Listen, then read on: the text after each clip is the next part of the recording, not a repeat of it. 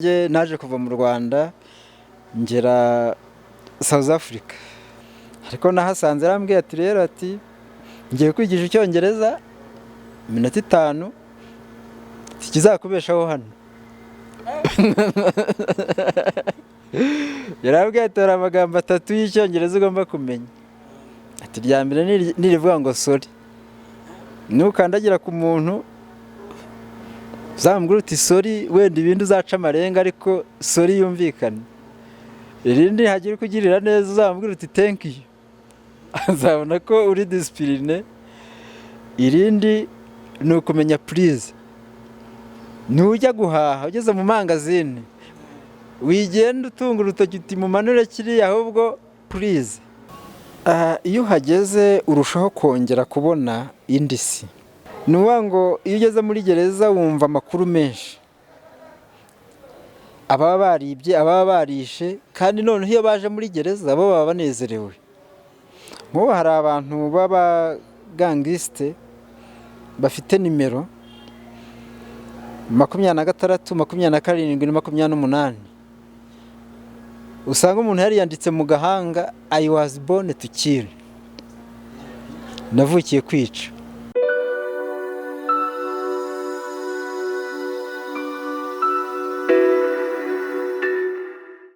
Turongeye turabasuhuje inshuti mwebwe mukomeje kudukurikira kandi mwabaye inshuti z'akadasohoka kuri Legacy TV. Ni Didi Wise nanone nje kugira ngo twongere tuganire, dukomeze twishimane, twungurana ubwenge ndetse n'ubumenyi mu buryo bumwe ndetse n'ubundi. Turabizi neza ko mukunda gukurikira ibiganiro byacu. Niba rero ubwa mbere uje kuri platform yacu, ntubure gukora subscribe, like, comment, shares kugira ngo na benshi babone byinshi byiza tubagezaho. Uyu munsi rero tubafitiye indi nkuru kuko ari ku wundi munsi nyine, it's another day, it's another story. Ni inkuru idasanzwe noneho y'ubuhamya bugendanye no kuguruka. Baca umugani mu Kinyarwanda ngo akanyoni katagurutse ntikamenya iyo bweze. Iyo bweze nihe? Bweze bute? Nubuki? Nibyo tugiye kuganira n'inararibonye, umusaza mukuru, umuntu wagenze kandi wabonye, kuko kugenda ni nako kubona. Reka tangira twibwira ngwino tugendane. Nitwa Andre Muhawe n'Imana. Abandi umugabo wubatse ufite abana 2. Ufite inararibonye, uri umuntu dufata nk'akakanyoni kagurutse, kuko buriya n'ubukuru bwawe burabigaragaza ko mu by'ukuri usheshe nakangoye. Mu by'ukuri Andre, tugiye kwivuga ubaye nk'uwisobanura, wasobana ko Andre ari nde uhereye mu mabyiruka yawe tukazamuka? Andre ndi umuntu usanzwe, nta bikomeye nk'uko hari ababaho bakomera. Nabyirutse ndi umwana ukunda gukina nk'abandi bana, njya mu ishuri niga primaire, niga n'amashuri y'imyuga yo bitaga serayi ndayarangiza. Ayo niyo mashuri nize. Ubundi mbaho nshaka ubuzima, nshaka n'ubundi butagaragara bumwe bita ubwiyobokamana. Igihe kiragera ndubaka nk'uko nakubwiye ko mfite abana 2. Igihe kiragera mu gushaka ubuzima, nza kurenga n'umupaka w'u Rwanda ngera hirya, nza kongera kugaruka mu Rwanda, n'ubundi ubuzima nkomeza kubushakira mu Rwanda. Bivuze wenda mu magambo avunaguye, hari ibyo tuza kugenda tugarukamo. Reka duhere basi aho bitangirira nyine, n'ubundi gutangira no gutangira duhera aho bitangirira. Nuko uravuka, uvukira he, uvuka gute, uvukana n'abana bangahe, mu muryango uvukamo byari bimeze gute? Navukiye ahitwaga ku Kibuye mu ntara y'Iburengerazuba, aho bitaga komine Mabanza. Ubu ngubu ni mu karere ka Rutsiro, umurenge wa Mukura, ariko icyo gihe mvuka hari Gihara. Navukiye mu muryango w'abana 8, ariko menye ubwenge ntabwo nababonaga iruhande rwanjye. bari baragiye gushakisha ubuzima bitewe n'uko umuryango wacu ntiwari wifashije. Kera nk'abantu bajyaga mu mujyi, ababanje kuhagera burya ni abantu bavukiye mu miryango itari yifashije. Abavandimwe banjye benshi bari baraje mu mujyi, ubwo twabaga turi kumwe n'uwo nkurikira, cyane ko ari njye wari umuherezi mu bana b'iwacu. wari umuhererezi, hanyuma ugira ukubona nyine n'ubundi bagenzi bawe bakuru bawe baragiye mu mujyi, hanyuma se nawe wagumye mu cyaro cyangwa nawe wiyemeje kuzajya mu mujyi nyine urangije amashuri yawe ya seraye? Ntabwo nagumye mu cyaro, burya abantu bagenda bakurikira abandi, nanjye numvaga ko nimara gukura nzaza mu mujyi. Niko byagenze. 92 nageze mu mujyi wa Kigali kuhashakira ubuzima. Tugaruke kuri uwo munsi, icyo gihe wambuka Nyabarongo, niko babyitaga kera, sinzi niba ngo ariko bakivuga. Icyo gihe wambuka Nyabarongo ukinjira mu mujyi wa Kigali muri 92. Wenda hari abantu nyine bari bataravuka iki gihe b'abasore ubu ngubu, iyo babyumvise baba bumva ari nk'amateka nyine, ni nk'amahamba. Byari bimeze gute? Icyo gihe nari mfite amatsiko yo kugera i Kigali, ariko ngeze i Kigali kubera bajya bavuga ngo utaragera ibwami abeshywa byinshi, nari nabwiwe ibintu bihanitse cyane kuri Kigali, bituma nyibona uko ntayumvaga. Duhere kuko wayumvaga. Uyu musore wo mu cyaro wo mu Rutsiro uvuye mu Rutsiro rwose akinjira bisi, sinibuka nuko nimba ari bisi mwagendagamo, nimba ari iki sinibuka, hanyuma uraje wambutse Nyabarongo ugeze i Kigali. Ubundi watekerezaga ko Kigali ari ahantu hameze gute utarahagera? Numvaga i Kigali ari ahantu heza, hari amazu meza cyane. Nk'abantu bahageze hari uburyo bagezaga mu cyaro bakatubwira nyine iby'i Kigali, batari ibimodoka birebire, bati ureba ntubona aho kirengera, batushobora guhagarara ku muhanda nk'isaha utarambuka kubera imodoka nyinshi. Noneho n'utuzina ukumva ngo Nyamijose, ukumva ko Nyamijose, mbega naje numva Kigali irenze. Ubwo rero mu kuhagera mbonye amazu. Waretse gato, waje n'iki muze? Icyo gihe kuva ku Kibuye z'i Kigali habaga imodoka imwe ya bisi, iyo bavuga ngo ni Rwanda. Iyo wajyaga kuyitega ikagucika, ubundi kereka iyo wizinduraga ugatega imodoka z'abacuruzi bakagutwara hejuru y'amakara, hejuru y'amakawa. Ariko nibuka naje neza kuko naje n'imodoka ya Dirandari, yari itwaye ikipe bitaga Dirandari, yari yo ku Kibuye.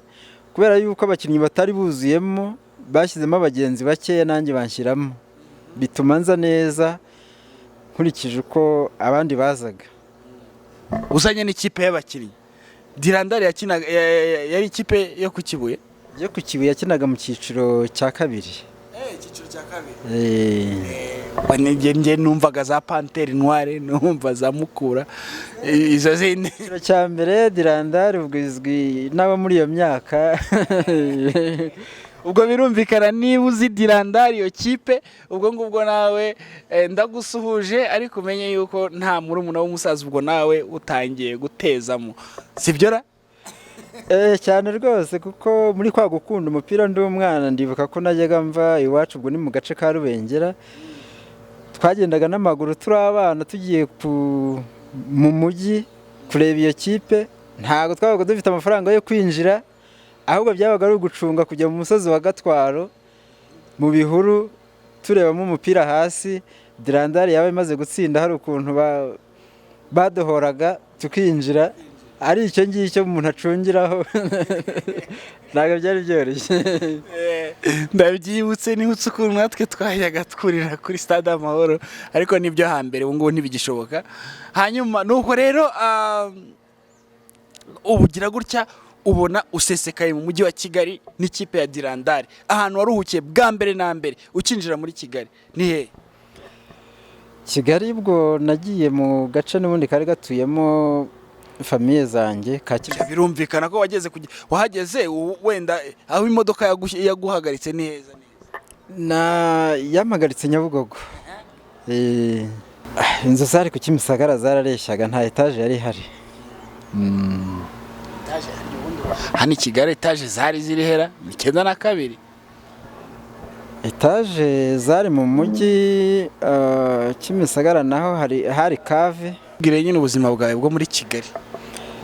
Muri Kigali nabaye muri famiye kuko naje nsanga famiye, gihe kiragera mbona akazi kari keza, kazi kizamu ariko ko mu bazungu. Nibuka ko jenoside iterwa nari mfite umushahara mwiza, mpembwa hejuru y'ibihumbi 10.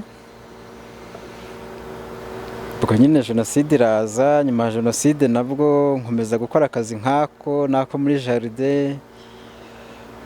Muri make ntago nakunze kuba i Kigali ntafite akazi, kandi nagiye mbona akazi numva keza bitewe n'urwego rwanjye n'amashuri yanjye.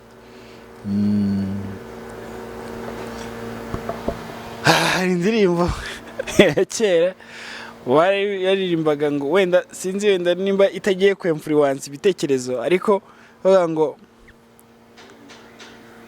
ndavanamo ijambo rimwe ngo bambariye iryo ryo hagati ndarivanamo kugiye Buganda bataye ubutindi niryo rinarisimbuka ngi Buganda. Amamvu nyasimbutse nuko hari ibyo ashobora guhindura bitari ngombwa, urumva. Bo mu yandi magambo aravuga ngo bambariye bambeshya kugiye Buganda bataye ubutindi ndararuka ngi Bugande, ariko bambeshya ngiye kurivanamo na ndararuka ndivanemo, sibyo?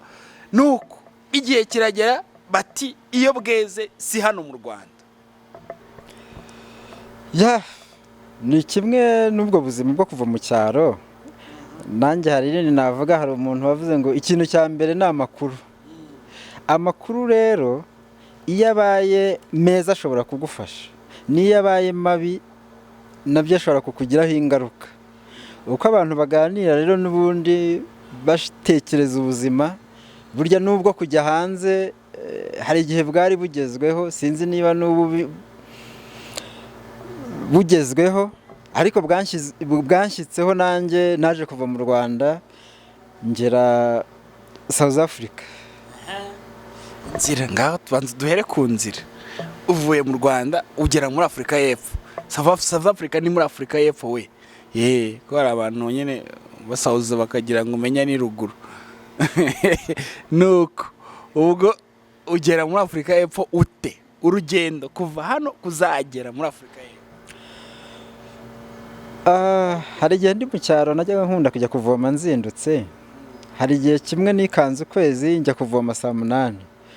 Mvuye kuvoma twavomaga kuri kanari mu mpeshyi bisaba gutanguranwa amazi. Mvuye kuvoma ndaryama ndasinzira ndicura. Ndongera ndasinzira. Nkangutse niho nagize ubwoba. Navuze nti burya nagiye kuvoma nijoro.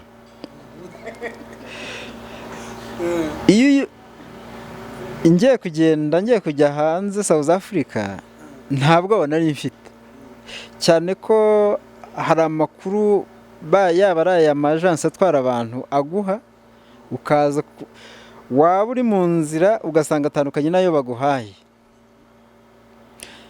Nta rurimi nari nzi rw'amahanga. Mu Rwanda navugaga igifaransa gike, urabyumva cya Serayi, nta Giswahili, nta Cyongereza. Ibyangombwa byo kugenda, agence barambwiye bati iyo ugeze ku mupaka wishyura amafaranga bakaguterera visa ukambuka. Narambutse mupaka wa Tanzania, ngeze Tanzania ibintu bitangira guhinduka. Agence twari twajyanye yambwiraga ko irangeza Mozambique, twageze Tanzania barahinduye bati turagarukira hano, bati cyakora turabaha imodoka ibageze ku mupaka wa Malawi. Twaragiye, ubwo noneho ubwo butangira kuza bitewe n'utujeste natangiye kubona. Tugeze ku mupaka wa Malawi bati naha tugarukira. Ikibazo cyo kwambuka Tanzania tujya Malawi kiba kiravutse. Hari abagenzi twamenyaniye mu modoka bari bagiye Malawi, ubwo ndabisunga harimo abasore bari bazi icyongereza, ariko ubwo kugira ngo baduhe viza yo kugera Malawi biranga, bati mugomba gusubira Dar es Salaam akaba ariho muyifatira. Ubwo rero ntangira gutekereza kujya Dar es Salaam, ndajyayo nte, ndajya hehe, numva bibaye birebire. Turahaba turatinda, ariko bigeze aho biza kuba ngombwa ko bitewe n'abantu abasore bari bagiye kureba, bari baziranye n'abantu bakora ku mupaka, baduha viza turambuka y'iminsi 10. Ariko aho natangiye gutekereza byinshi. Turagenda tugera Malawi, abo basore nanga kubava iruhande, tujyana muri famiye bari bagiyemo. Tuhageze ubwo hari umuntu nyine twavugana kuri Afurika y'Epfo, baza tugeze he, aza kundangira umuntu nzajya gucumbikaho, njya kumucumbikaho nawe muri Malawi. Ubwo aza kumbwira ati ntabwo byoroshye kuva hano kugera South Africa. Ubwo wose nahagurukanye amakuru yuko ningira aho nzangira ku mupaka ari ugutera viza nkagenda. Ubwo rero aho nahamaze ibyumweru 2. Umuntu twari kumwe avuga tumva umuntu nshaka umuntu wagutwara akazakugeza South Africa. Biza kugera ambonera umushoferi w'ikamyo tuzajyana gaca Zimbabwe akangiza South Africa. Ariko namureba nkabona afite ubwoba, avuga ati ntabwo ari ikintu cyoroshye gutwara umuntu n'umuntu witwa umunyarwanda kumucisha Zimbabwe. Tuza guhaguruka mu amafaranga nari mfite yose, yishingira icyo ari cyo cyose, nari kumwe n'abandi bana muri urwo rugendo, tukagera kuri resitora kabarewe wishyura. Ariko ubwo mu nzira n'ubundi mu ikamyo ari ukuduhisha. Tugenda gutyo ku bapolisi, ndabyibuka hari mu bihe byegereza za bonane, yari ku bapolisi agahagarara kabifuriza umwaka mushya, tugakomeza bagasaka, ariko ubwo umutima nyine wahagaze. Kurinda tugeze ku mupaka wa South Africa, ubwo nyine twambutse Mozambique tugera Zimbabwe, tugera ku mupaka naho bibuko turambuka mbona ngeze South Africa. Ariko ubwo nahageze ibitekerezo byahindutse, umutima waravuyemo.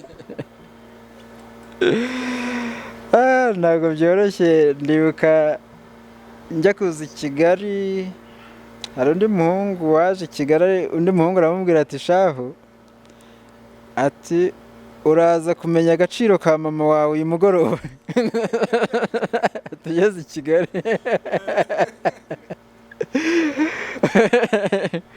Ubwo rero kugenda biza nzira utangira gutekereza uti ngiye he, nzakorera umushahara ungana ute, nkurikije n'iyi nzira ese nzagerayo.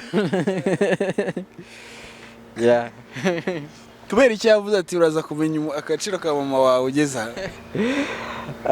Kera bazaga i Kigali, ubwo nsubiye inyuma i Kigali nta muntu basanze. Iyo bazaga bararaga mu tunefu, bararaga mu nsina kuko harahari hakiri ibinani. Umuntu uryamye aho rero inzara imwisha, niho yatekerezaga bati kandi ubu ngubu mama izi ni za saha yamaga ibiryo. Noneho nawe rero uti ugeze aho ngaho muri South Africa, buriya nawe watangiye kumenya agaciro ka mama wawe. Ubwo wenda tubibare mu rwego rw'igihugu, simbizi wenda uraza kubitugereraho, ariko jye niko nshatse, niko numvise. Sinzi wenda niba batwumva nabo ari cyo bumvisemo, ariko genda ndatekereza ko ari cyo. Mu nzira uko byagenda kose, mu nzira abantu bajya mu mahanga bagenda ku mpamvu zinyuranye. Hari ugenda agiye kwiga afite uko agenda, hari ugenda imwe business afite uko agenda, hari ugenda agiye kwivuza afite uko agenda. Ariko abantu bagenda bagiye gushakisha ubuzima, uzumva n'abajya i Burayi bibera mu nyanja, byanze bikunze hari uko batekereza bageze mu nzira. Kuko nanjye ngeze mu nzira ndatekereje kugaruka inyuma, ariko numva ntibishoboka. Kujya imbere nabwo sinabonaga aho ndi kujya. urugendo muri rusange rwagutwaye igihe kingana iki? Urugendo hari n'ibyo umuntu agenda atibuka bitewe n'uko ntabwo ari urugendo ruba rufite purani ngo ni indege se ngo iragenda aya masaha. Ni ahantu ugenda rimwe na rimwe niba ari muri iyo kamyo akaba bagera bagiye gupakira bagatinda kubapakururira, ahandi ugasanga igize ikibazo aho ukaharyama bitari ngombwa gutyo. Mbese nyine n'urugendo ni urugendo tu. Tugeze rero muri Afurika y'Epfo wakandagije ibirenge, wenda sinzi niba turi busanishe n'igihe wakandagiraga i Kigali, ariko noneho ugeze ku ahantu h'amakiriro. Ndahagera bwa mbere, ku rundi ruhande ni umunezero, kuko mu kugenda hari aho nageraga nkumva ntazahagera, aho navugaga nti atriste byibura ubwo mpageze noneho ibyo ntekereza cyangwa se ubuzima bigiye kuboneka. Ntangiye kubona icyezezi kuko mpageze, kuko iyo uri mu nzira basaka ibyangombwa ntabyo, buriya ikintu cyitwa icyangombwa umuntu iyo yageze hanze aha agaciro ikintu cyitwa irangamuntu. Ubu ngubu mbajije ubutunzi mfite nakubwira yuko ubwa mbere ari irangamuntu ubasha kwerekana bakayisoma. Uko nibuka ngeze Mara, umuntu umwe yabonye afite pasiporo arambwira ati icyo ni igice, ati kigomba kugica. Fata basi musanga Cape Town aho yarari. Cape Town ngo ni mu bazungu? Niyo ntara y'abazungu. Rero ugeze ibuzungu? Narahageze. Tucire ku mayange rero uko byagenze. Mpageze ubwo nakiriwe n'inshuti nyine hatuye twaganiraga, ibindi hirya nyine nanjye ubwo nibaza kuko nzahaba aho mu bazungu nta ruzungu nzi, ariko nahasanze arambwiye ati rero ati ngiye kwigisha icyongereza iminota 5 kizakubeshaho hano. Yarambwiye ati hari amagambo 3 y'icyongereza ugomba kumenya. Ati rya mbere nirivuga ngo sorry, nukandagira ku muntu uzamubwira uti sorry, wenda ibindi uzaca amarenga ariko sorry yumvikana. Irindi hagira kugirira neza uzamubwira uti thank you, azabona ko uri discipline. Irindi ni ukumenya please. Nujya guhaha ugeze mu mangazini wigenda utunga urutoki uti mumanure kiriya, ahubwo please. Umuntu yumvishije please, umuntu yumvishije sorry, nubwo utamenya wenda gushyiraho icyo gihe nari ntarayimenya, byari sorry gusa. Aravuga ati rero ubwo nsubirishamo nyasubiramo nuko ati ibindi bizaza. Cyongereza kibanza urakize. Nyamara usibye ko no mu buzima busanzwe ayo magambo 3 agomba kuba akomeye kuruta yandi yose asigaye. Nta gaciro tuyaha. N'ubu usanga hari igihe abantu bagera nko ku bashinzwe umutekano cyangwa se abatwita aja qualifié cyangwa se abandi bakubwira ati ariko hariya ntagombaga gucaha, cyangwa se wenda nk'ubu turi muri covid ntago ari wambaye agapfukamunwa, umuntu atawe yata ariko ati buriya usanga mbabarira iva kure. Ariko abanyamahanga babiha agaciro kuko no mu nkiko nahe bareba yuko havuzwe ijambo sorry ariyo mbabarira yacu. Akantu ndagatoye dukomeze. Cyongereza cy'iminota 5 kigomba gukubeshaho muri Afurika y'Epfo, ubu urakimenye? Mba ndakimenye. Umuvandimwe yarancumbikiye arambwira ati aha rero ni muri South Africa, ugomba gushaka ubuzima ntabwo ari bya bindi by'i Kigali uza ukaba kwa anko kwa kanaka uharyama ukwezi amezi abiri, ubwo ikibazo kiravuka, nzabushaka nte, mvuga iki?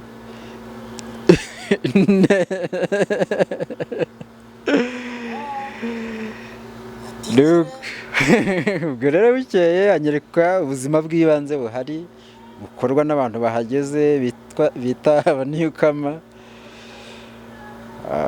Ndabubona ubwo hari akazi bita kagati. Kagati ni amagambo abiri, harimo kari harimo na gati, kurinda imodoka. Ako niko kibanze gatunze benshi cyangwa katunze benshi. Ukajya kunsabira umuntu nyine wari ufite ako kazi, bikeye yambwira uniform ngomba gushaka, njya muri kagati kurinda imodoka. Birumvikana byarantonze kuko zirindirirwa ku mashope y'abantu baje guhaha, nta mushahara kagira, ni tips. Kureba imodoka y'umuntu uje guhaha, yavuye guhaha ukamufasha itorori, ukamupakira ibintu mu modoka. Harakubwira thank you, ni akazi kagusaba kutarakara. Hari ugutuka, hari uguha amarande, hari uguha ibyo kurya. Ibyo byose baba biteguye kubyakira. Dore ku kazi amarande wabonye, hari ayo ugomba kwishyura aho hantu nyine, iyo parikingi wakoreyemo, ugataha ejo ukagaruka. Ako kazi niko nahise njyamo. Birumvikana niba ari nta rurimi karakugora, kuko hari hashobora kukubwira turashonje, uti yes. Ntushonje, yes. Uva mu kiya gihugu, yes. Ariko buhoro buriya bajya bavuga ko tugorwa n'ururimi, ariko impamvu nuko tuvuga ururimi rumwe. Kuko uragenda, impamvu abantu bamenya ururimi bageze ahandi, uragenda ukajya guhaha uvuga ururimi rumwe, wahagera bikagucanga, wagera mu rugo ugacurisha ururimi ukavuga uti ariko kuvuga ngo kiriya nangahe babivuga ngo iki, icyo ukabura kimenya. Ariko ni ukuvuga ngo buhoro uko ugenda wiga, hari n'igihe wivuka ukavuga uti ariko hari umuntu wigeze kumbaza gutya nsubiza gutya, ukiseka. Akantu kigeze kubaho kameze nk'uko muri icyo gihe cyo gutangira rwose ubuzima, umuntu akakubaza ngo ese ngo ntushonje, ugahita umwikiriza cyane uti ntabwo nshobora, cyangwa n'ikindi kintu mbese gisekeje wakoze rwose bitewe n'uko ururimi wawe utarazi.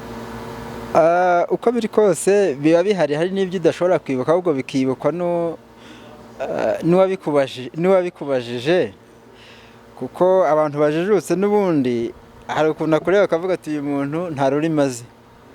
Yanakubaza kimwe yakumva ushubije ikiterekeranye, ntakubaza icya kabiri, noneho mugakorana nyine kuri rwa rurimi rw'amarenga. Gusa hari udusitari ugenda wumva tw'abandi. Bambwiye umubyeyi wagiye urabona ko winjira mu ishopu wavuye mu yindi, washyizemo imyenda noneho cyangwa se ibindi bintu, wakwinjira mu yindi hakaba hari ahantu bisiga kugira ngo utaza kubivanga n'ibyo waguzaho. Hari umuntu umwe yari yaravuye i Burundi, yinjiye mu ishopu afite bage yashyizemo ibyo yaguze ahandi, bamuhaye nimero ayiha umwana arayita. Nawe ntabwo yari azi ururimi nkanjye, noneho aza kuvuga ko yahasize bage aho ngaho, ko umwana yataye nimero, ariko abura uko abivuga. Noneho iyo bage yari irimo imyambaro y'imbere, yari yaguze imyambaro y'imbere, akajya azamura imyenda kugira ngo yerekana ko muri bage harimo imyambaro y'imbere y'amakarizo, haravuga ati umuntu afite ikibazo cyo mu mutwe.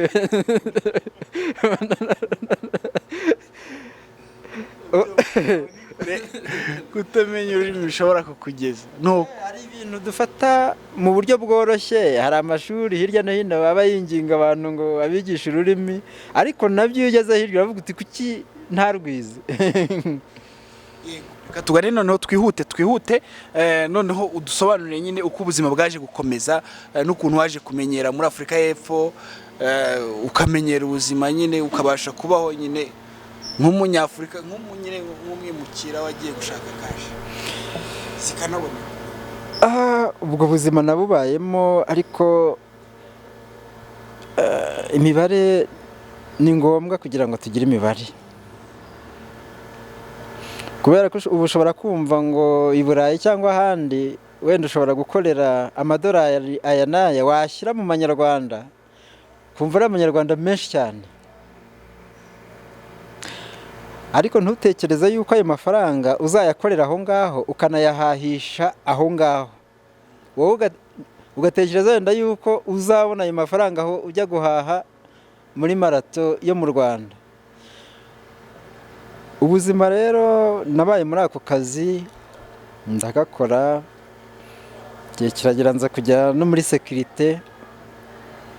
Ka sekirite nako gakorwa n'abanyamahanga benshi, ariko ubwo nari ntangiye noneho kumva no kuvuga Icyongereza. Ariko nza gushyira mu mibare nsanga bwa mbere narasize umuryango mu Rwanda. Icyo ni igihombo cya mbere.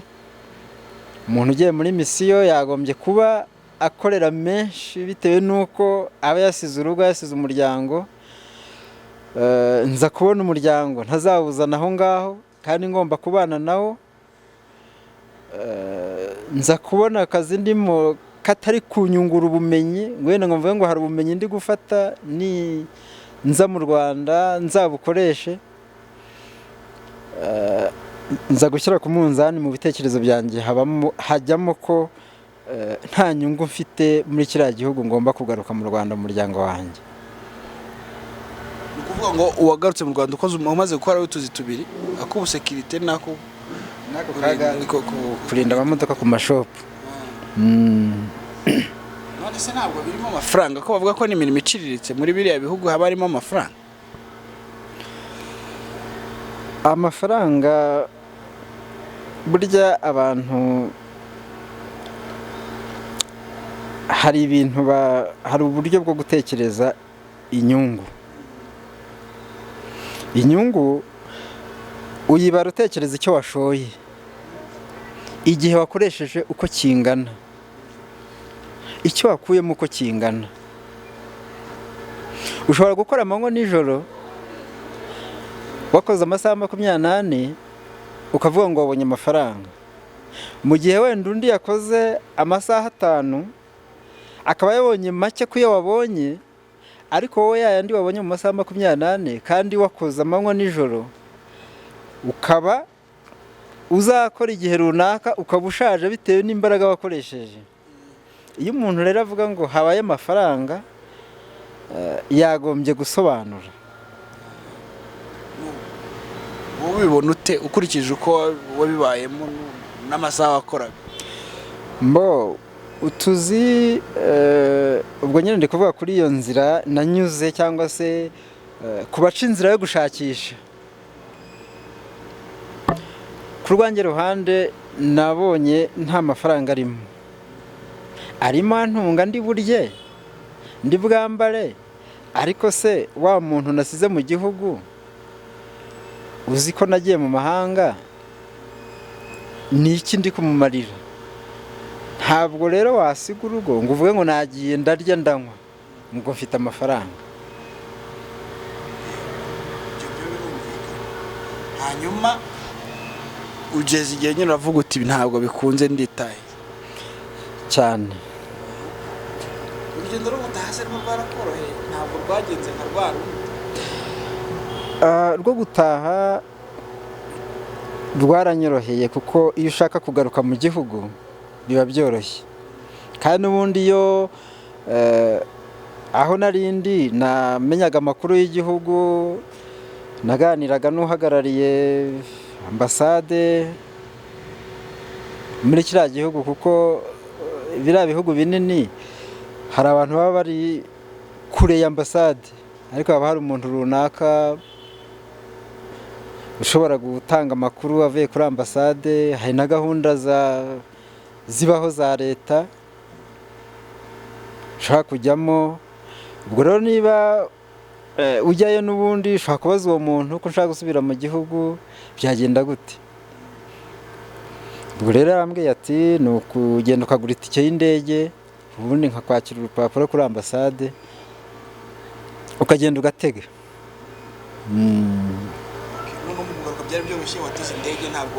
Nateze indege. Oya nari naravuze ko ntabona indege rwose ntazongera guca ziriya nzira. Inzira y'ubutaka yarakuvunnye cyane, birumvikana. Ukwezi kurenga mu muhanda ntabwo byari byoroshye. Yego, noneho rero tugana no ku isomo ry'ubuzima. Mu by'ukuri twatangiye tuvuga tuti akanyoni katagurutse ntikamenya iyo bweze, kandi koko wenda usibye wenda n'urugendo rutakorohera wanyuzemo n'iyo mirimo, wahamaze igihe kingana iki? Nahamaze imyaka 5, ariko ubwo navuze mu ncamake. Hari akandi kabazo nahagiriye. Ukisa akabazo wasanga ari urubazo. Ni urubazo byatumye ngeza kuri iyo myaka. Muri ka kazi ka sekirite nagiye kugakora, njya kugakora ntarabona icyangombwa cyo kuba muri kiriya gihugu.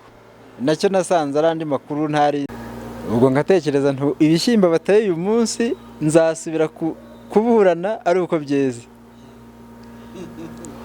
Dusubiye kuburana baravuga bati iperereza ntirizarangira, ruzongera kuba nyuma y'andi mezi 4. Dusubirayo bati hari umwavoka udahari, kandi nta yandi mahirwe yo kujya hanze hatabayeho urubanza. Mbyihutishije, urubanza rwamaze imyaka 2. Ngifunze. Rutangiye abatangabuhamya baravuga, n'abo bafashwe baravuga, nyine baravuga bati uregwa nimero ya 3, ubwo ni nimero ya 3, ntabwo twari kumwe, ntiyigeze akora kuri aba bantu. Umucamanza aravuga ati sorry, turi abantu ntabwo turi Imana, kubera ko utari ufite icyangombwa ntabwo twari kukurekura. Ariko ubwo bandekuye urubanza rutararangira, bandekuye abatangabuhamya bose bamaze kuvuga. Umushinjacyaha ubwe niwe wasabye umucamanza ati please murekure uriya muntu. Umushinjacyaha yaje kuba ku ruhande rwanjye, yarazaga tukanaganira bati hangane, icyo nzi ni uko urubanza nirutangira bazakurekura. Niko byagenze. Abatangabuhamya bamaze kuvuga barandekuye, njya gushaka ibyangombwa nkajya mburana nanjye mva hanze. Ubwo twagiye ku rukiko nka 3 nanjye ndi hanze, babandi barabakatira, ubwo ngiye bampindura umwere. Ubwo rero maze kuba umwere niho nashakishije itike yo kugaruka. Ubwo rero icyo gihe nari mfunze, n'ikindi gihe cyose nabaye aho ngaho byafashe imyaka 5. Ariko wenda mu by'urubanza twavuga ko procedure ariyo yatinze, ariko batigeze bakurenganya. Ubutabera bwo wahawe ubutabera nyabwo? Oya, nahawe ubutabera kubera ko kutagira icyangombwa bavuga bati urubanza. Ubuzima bwo muri gereza yo muri Afurika y'Epfo, iyo uhageze urushaho kongera kubona indi si. Hari abantu bajya babona bafata abana babajyana kuri biriya bigo byo kubigisha, ariko aba bana bakurira ku muhanda buriya ni ikibazo. Muri gereza kiriya ni igihugu kidafite umutekano, wavuga mu magambo make gisa n'ikidafite ubuyobozi, gisa n'ikidafite. Nuwa ngo iyo ugeze muri gereza wumva amakuru menshi, ababa baribye, ababa barishe, kandi noneho iyo baje muri gereza bo baba banezerewe. Nk'ubu hari abantu b'abagangisite bafite nimero 26, 27 na 28. Usanga umuntu yari yanditse mu gahanga I was born to kill, navukiye kwica.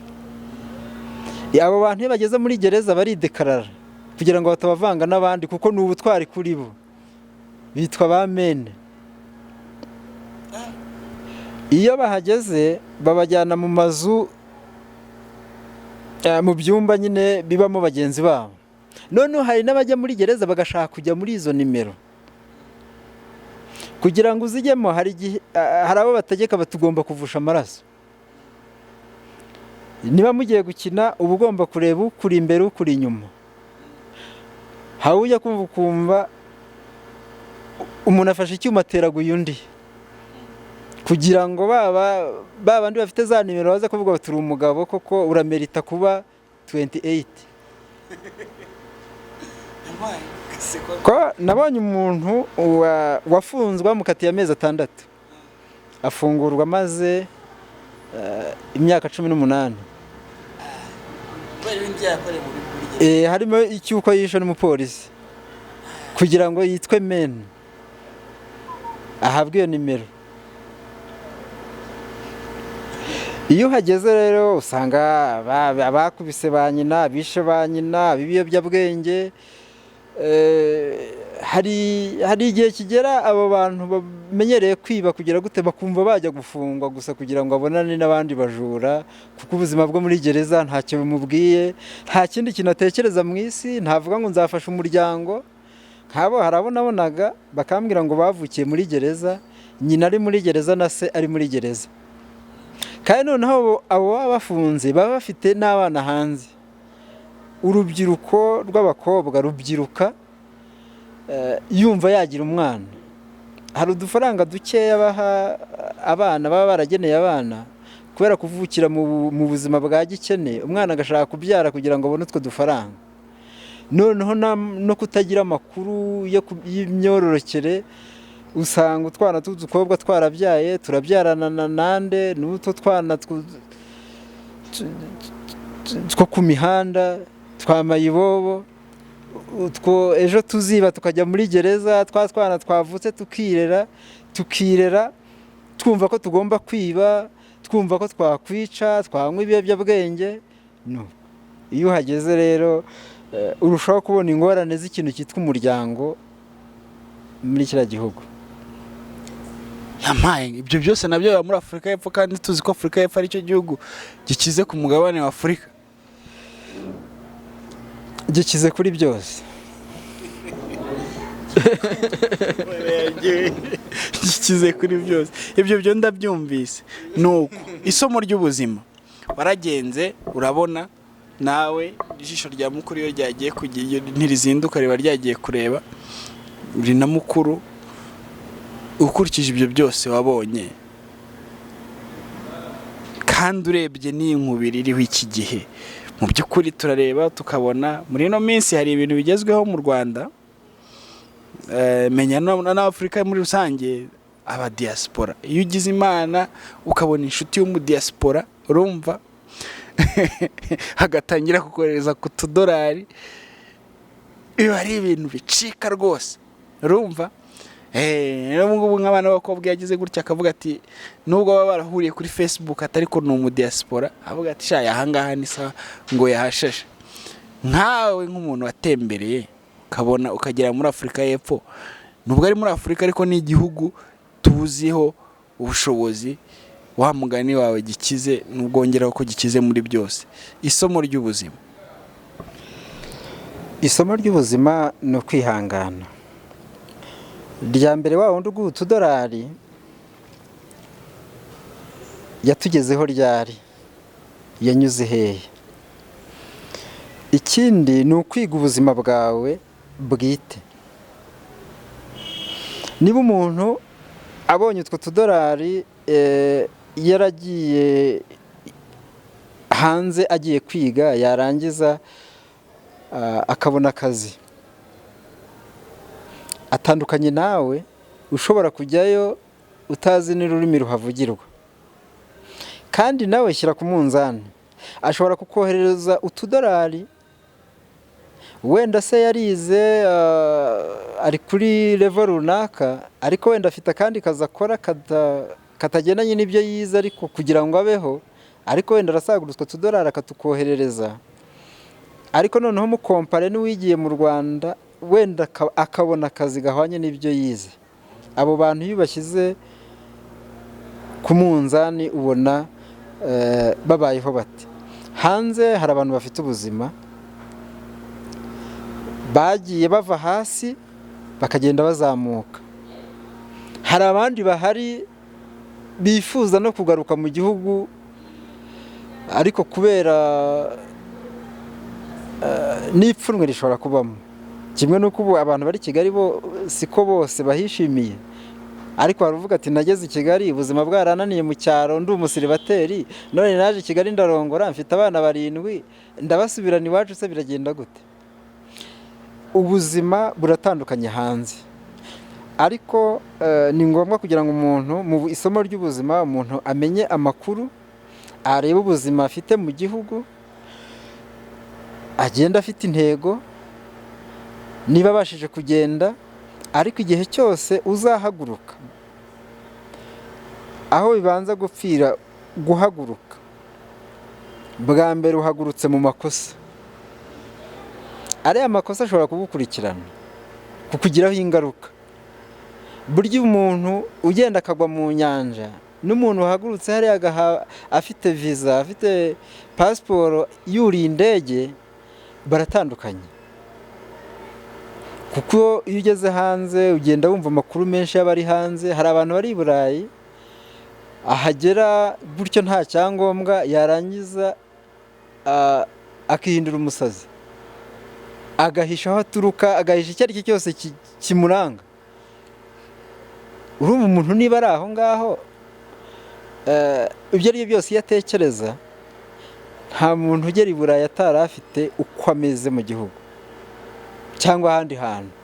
Ibyo byose haba hari urufatiro yari afite. Aho hose kugenda, wagenda n'imodoka, wagenda munsi y'ubwato, wagenda he, ni ubushobozi. Ubwo rero niyo mpamvu umuntu aba agomba kubanza agatekereza, agashyira ku munzani ku buzima afite.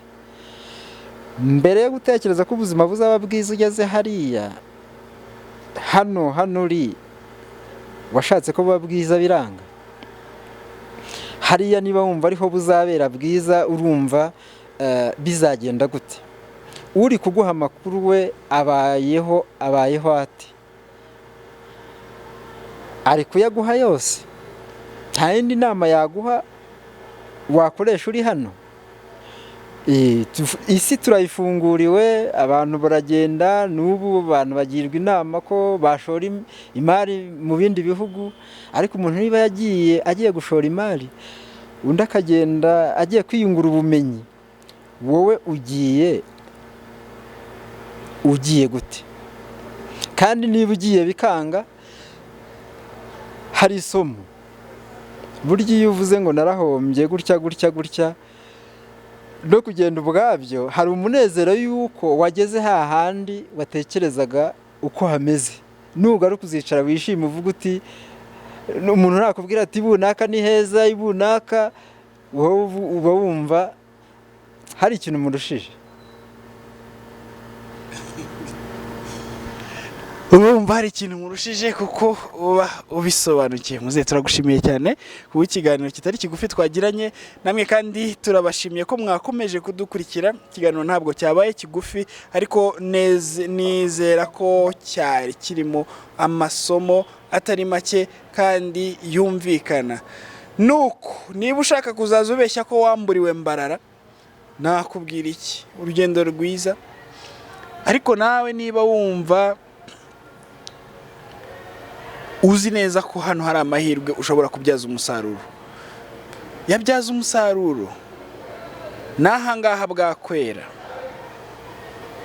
Didi Wise in Legacy TV, dukomeze tubane mu biganiro bitandukanye tubagezaho, kandi irya mukuru mwaryumvise, hirya iyo biryoha biryana.